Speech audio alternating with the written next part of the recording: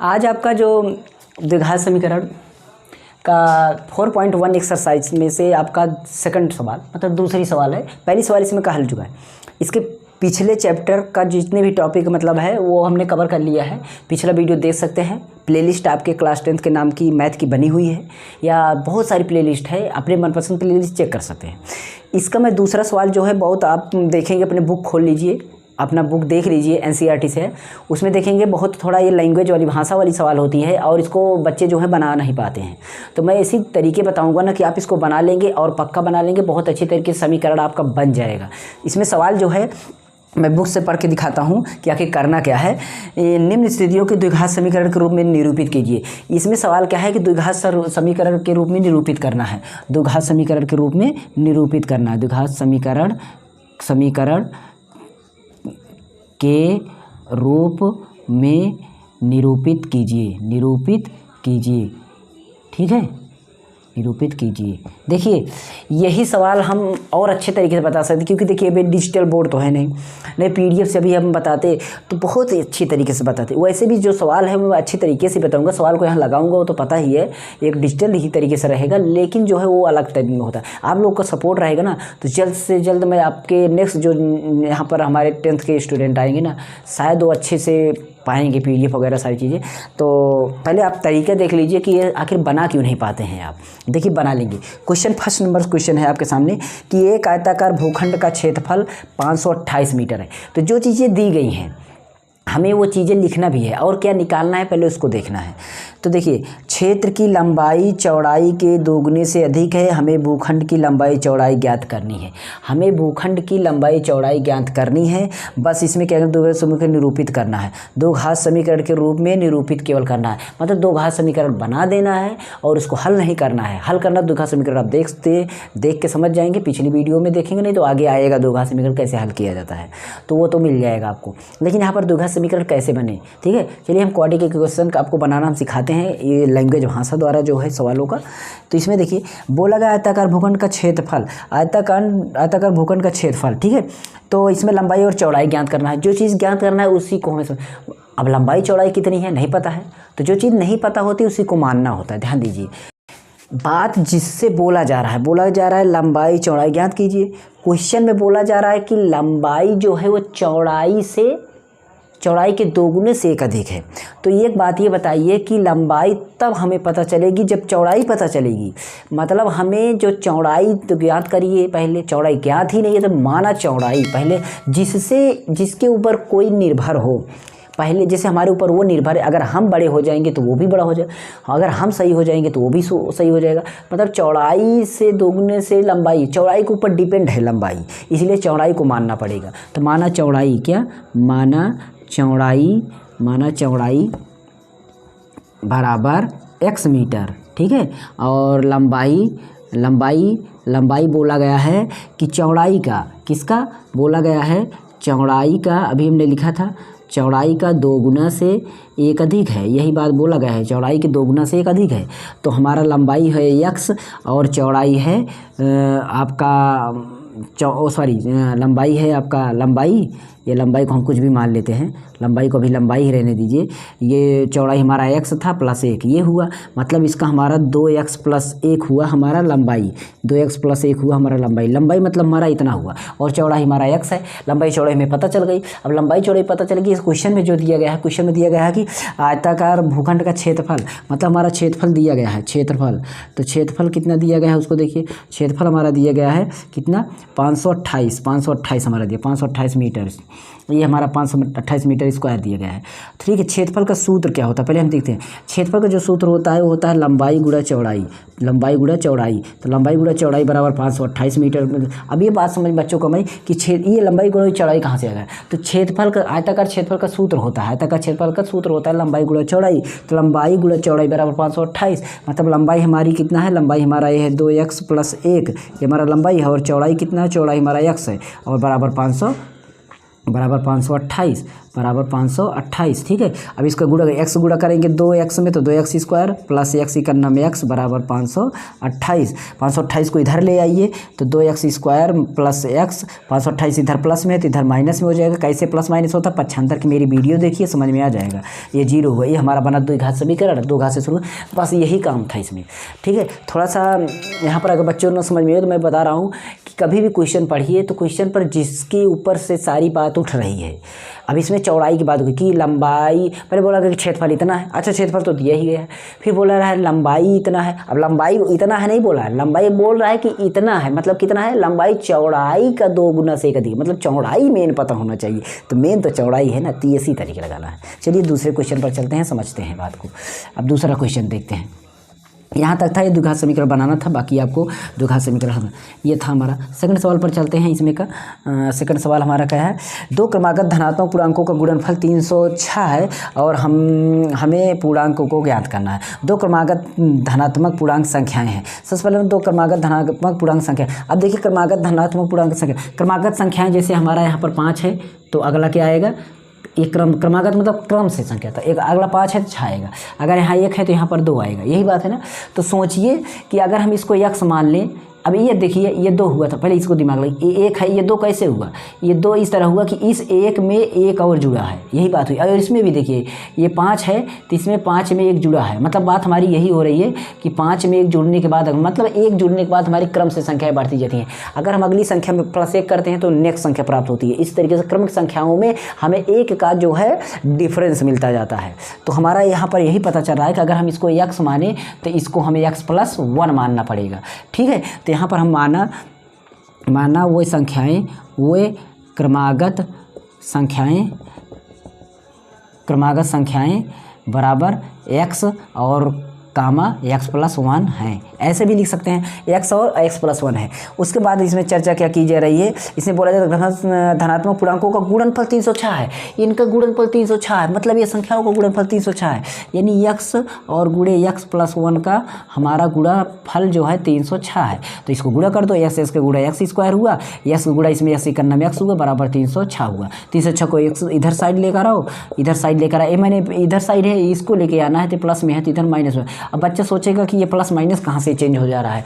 Plus minus change होता है 75 का रूल समझिए। जो संख्या उधर प्लस में होती है मतलब वो दूसरी साइड जाएगी तो माइनस होगी, माइनस होगी तो प्लस में जाएगी, गुणा में भाग गुणा, ऊपर और नीचे होगा। ये 75 मेरी वीडियो प्लेलिस्ट बनी है, देख लेना। बेसिक अभी पढ़ी है, अभी जस्ट पीछे पढ़ी हुई वीडियो बहुत अच्छी तरीके से मैंने समझाया, प्लीज़ देख लीजिएगा। सारे बच्चे जो हमारे हाई स्कूल के बच्चे हैं ना, वो क्या करिए मेरी 75 की वीडियो देख लीजिए, इसकी जस्ट पीछे पड़ी हुई है 75 प्लेलिस्ट है, उसमें देखेंगे। अभी इंडेक्स बहुत कम दिन में पढ़िए, 2-4 दिन में पढ़िए, बहुत बेहतरीन तरीके से समझाऊँ। ठीक है, चलिए यहाँ पर चलते हैं अगले सवाल पर। ये हमारा सेकंड सवाल थी, ये हमारा सेकंड सवाल थी। थर्ड सवाल पर चलते हैं। थर्ड सवाल हमारी क्या है कि रोहन की माँ उसके 26 वर्ष बड़ी है। रोहन की माँ जो है 26 वर्षों से बड़ी है। किससे? रोहन से बड़ी है, रोहन से 26 वर्ष बड़ी है। अच्छा ठीक है, फिर आगे बात क्या बोली जा रही कि इनकी आयु वर्षों का गुणनफल, इनकी जो आयु है ना, मतलब इनकी आयु का अगर हम गुणनफल निकालते हैं अब से 3 वर्ष पश्चात 306 हो जाएगी। हमें रोहन की वर्तमान आयु ज्ञात करनी है, रोहन की वर्तमान आयु ज्ञात। अब रोहन की माँ जो है उससे 26 वर्ष बड़ी है, मतलब रोहन पता हो जाए तो रोहन की माँ 26 वर्ष बड़ी है ही, ये तो बात पता है, रोहन खुद ही नहीं पता है। तो हमें रोहन को क्या करना पड़ेगा? रोहन की आयु को मानना पड़ेगा। हम यहाँ पर रोहन की आयु को x मानते हैं, माना रोहन की आयु x वर्ष है। कितना वर्ष है? x वर्ष है। ठीक है, अब उसके बाद उसकी माँ की आयु क्या करना है? माँ की आयु ठीक है, इसको हम वर्तमान आयु लिख। माँ की आयु बोला गया कि उसके 26 वर्ष ज़्यादा है, उसके 26 वर्ष ज़्यादा है, ये बोला गया है। ठीक है, तो हमारा x से ये 26 साल ज़्यादा है, मतलब अगर रोहन 10 वर्ष के थे तो उसमें 26 प्लस होगा। तो यही बात है, ये हमारा इतना वर्ष हो गई उसकी माँ, ये बात हो गई। ठीक है, उसके बाद 3 वर्ष बाद बात की गई है, 3 वर्ष बाद चर्चा की गई। 3 वर्ष बाद क्या कंडीशन बोला गया है, इसको देखिए। 3 वर्ष बाद बोला गया है कि रोहन जो है ना, रोहन की, अब बात ये बताइए कि आप 3 साल बाद की आपकी चर्चा की जाएगी तो आप 3 साल फिर बड़े हो जाएंगे ना, चाहे जो भी हो। अगर आगे साल बोला जा रहा है, आगे आने वाले साल में, तो उसमें जितने साल ज़्यादा बोला जाए उतना तो प्लस करना ही पड़ेगा, और पीछे साल बोला जाए तो उतना साल हमें घटाना पड़ेगा। तो हमारा यानी कि हम उसमें चलते हैं, पहले किसके? रोहन की आयु पर चलते हैं। अभी रोहन की आयु आप बताइए अभी कितना है। रोहन की आयु तो अभी 100 वर्ष है। तो बताइए जब 3 साल बाद हम चर्चा करेंगे तो 3 साल एक्स में, अभी वो 100 वर्ष के है तो 3 साल इसमें ऐड हो जाएगा, मतलब इतना वर्ष हो जाएगा ये। अब इसमें माँ की आयु भी कर लेते हैं। माँ की आयु, माँ की आयु, माँ की आयु क्या है। माँ की आयु हमारी यहाँ पर थी अभी जो है 26 वर्ष बड़ी थी, और इसमें 3 साल बाद और 3 साल और बड़ी हो जाएंगी। हमारे हिसाब से हो जाएंगी x प्लस 26 3 29 साल। कितने साल? 29 साल। इतना x प्लस 29 वर्ष हो जाएंगी, x प्लस 29 वर्ष हो जाएंगे। ठीक है। अब प्रश्नानुसार जो बात कर रहे हैं वो देखते हैं। प्रश्नानुसार चर्चा क्या की जा रही है उसको चर्चा करते हैं। देखिए बोला जा रहा है प्रश्न में, देखिए आप कि अब से 3 वर्ष 50 360 हो जाएगी। क्या बोला जा रहा है? इनकी आयु का गुणनफल जो है, इनकी आयु का जब गुणा करेंगे, जो आयु है 3 साल बाद बोला जाएगा इनको गुणा करेंगे तो 360 हो जाएगी। मतलब इनकी आयु जो है ना, इनका गुणा करेंगे तो हमारा 360 हो जाएगी। ये हमारा करना है। x प्लस 3 को और यहाँ पर x प्लस 29 को गुणा करते हैं तो हमारा 360 हो जाता है। कितना हो जाता है? 360। तो इसका गुणा करिए, इसका x स्क्वायर का गुणा हो जाएगा, x गुणा होगा तो 29x हो जाएगा, और यहाँ पर 3 क्या करेंगे तो प्लस 3x हो जाएगा। फिर 3 29 का 3 9 27, 3 दूना 6 6 2 8 87 हो जाएगा। इतना हो गया। ठीक है। अब इसको हमारा 360 इधर तो है, इसको लिख लीजिए। यहाँ पर x स्क्वायर, इसको 29x और 3x, 29 3 हो जाएगा कितना? हमारा 32x हो जाएगा। कितना हो जाएगा? 32x। और यहाँ पर माइनस 87, सॉरी प्लस 87, ये हमारा 87 कर दीजिए बराबर 360। अब इसका 75 द्वारा क्या करते हैं? 75 से हमारा क्या होगा? ये इधर आएगा। पता है कि x स्क्वायर यहाँ पर 32x और प्लस 87, और हमारा ये आएगा 360, इधर माइनस में, इधर बचेगा 0। तो इस तरीके से हमारा जो समीकरण बन जाएगा, ये हमारा 32x यहाँ पर 87 और 360 को जब घटा लेंगे तो हमारा आ जाएगा 273, माइनस बचेगा, इसमें बचेगा बराबर 0। ये हमारा समीकरण तैयार हुआ, हमारा ये समीकरण तैयार हुआ। बस ये सवाल थी। अब इसमें कि एक सवाल बचती है, एक सवाल बचती है, उसको भी लगा दूँ ताकि आपको दिक्कत ना हो। थोड़ा डिफ़िकल्ट सवाल है, आप अच्छी तरीके से समझने को ट्राई करिएगा, हो सकता है आपको बात समझ में आ जाए। ठीक है। मैं चलता हूँ और बताता हूँ अगली सवाल को। ठीक है। यहाँ पर देखिए अगली सवाल जो है हमारी यहाँ पर लगने वाली है। ठीक है। हमारी सवाल अगली लगने वाली है, बच्चा लोग देखते रहिए। ठीक है। हमारा यहाँ पर चौथी सवाल। ठीक है। ये देखिए इसमें बोला गया है कि एक रेलगाड़ी है 480 किलोमीटर दूरी की समान चाल से तय करती है, और यदि इसकी चाल 8 किलोमीटर प्रति घंटा कम हो तो इसकी दूरी तय करने में 3 घंटा कम लेती है। अगर बोल रहा है कि इसकी चाल जो है अभी तो बोला जा रहा है कि अगर उसकी 8 किलोमीटर उसकी चाल जो है नॉर्मल चाल जितनी भी है उसमें अगर हम क्या करें 8 किलोमीटर प्रति घंटा, मतलब 8 किलोमीटर का उसकी चाल को कम कर दें। अगर वो चाल कम कर देते तो पता है कि अगर किसी की चाल जब कम होगी तो उसकी समय जो होगी वो ज़्यादा लगेगी। मतलब आप चल रहे हैं स्पीड से और आपकी चाल कम कर देंगे तो आपकी चाल कम करने से आपको समय ज़्यादा लगेगा ना, तो ज़्यादा तो इसको भी लगे रहा है। इसमें 3 घंटे अधिक समय ले रही है मेरी रेलगाड़ी चाल। तो नॉर्मल चाल जितनी भी नॉर्मल चीज़ें जो हैं उसको कि माना रेलगाड़ी की चाल जो है नॉर्मल चाल जो भी होगी वो तो कुछ ना कुछ होगी, और नहीं पता तो वो तो आपको यक्स होगी। रेलगाड़ी की चाल कितना है?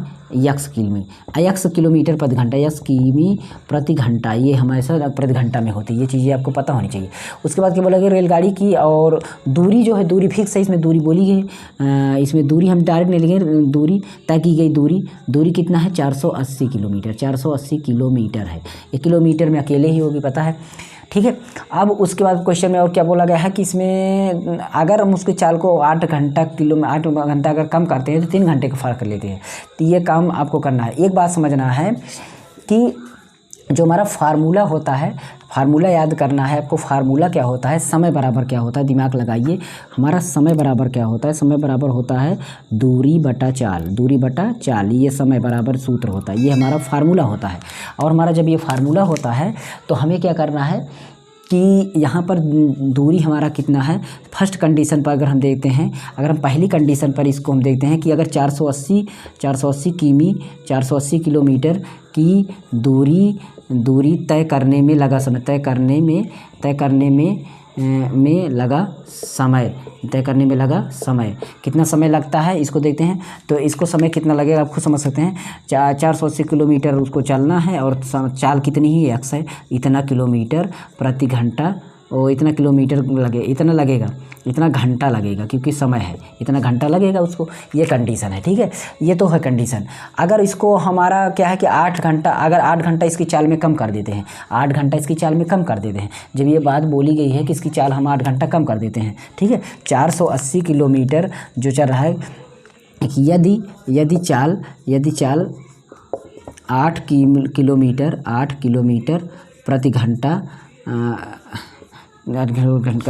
कम होती है, अगर कम कर देते हैं तो